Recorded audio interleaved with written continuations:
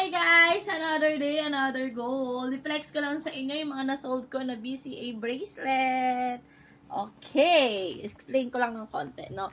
So, itong mga BCA natin, wow, o diba? Kasi pag bumili po kayo, kasama na po yung bag, box, and paper bag po, no? So, kung may nagtatanong po, ito po ay lahat ay Hong Kong setting po, no? Pag sinabi kasing Hong Kong setting, it's all about craftsmanship po siya, no? So, ibig sabihin, mas solid po ang gawa ng Hong Kong setting kesa po kay Saudi po, no?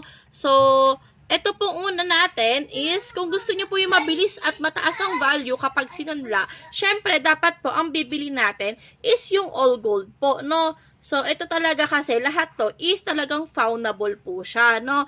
And then, si Hong Kong setting po, meron po siyang, ayan, kung mapapansin nyo po, meron po siyang, tawag ito, serial po, no? So, mirror copy po siya ni BCA po talaga, ang ating Hong Kong setting po. So, ito ay nasa around 15, nasa 12 grams pataas po, ang all gold. Ang next naman po natin, ay si alternate po with black onyx po. So, yung mga malakas po na maka Marian Rivera dyan, yung mga vlogger natin, ganito po siya, no?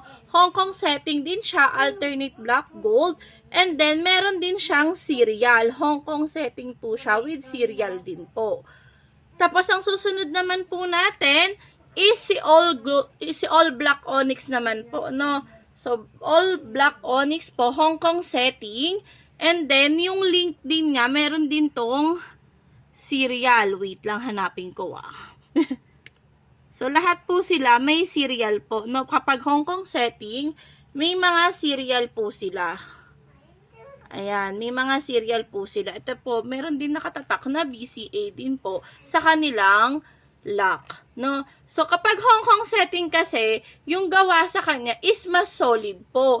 Unlike po kay Saudi po kasi, maninipis po yung link po ng Saudi po. Tapos, minsan po, konting ano lang, masisira kagad. Hindi kagaya po kapag kay Hong Kong setting po, yung craftsmanship niya, sobrang kapareho po halos ng pagkakagawa po ng BCA po, no? So, ayan po siya. Parang copy na po siya.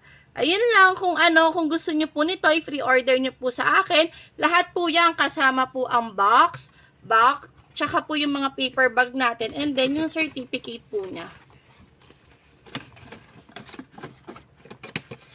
Ayan po, no? So, kapag binili niyo po ito sa akin, kompleto po yan.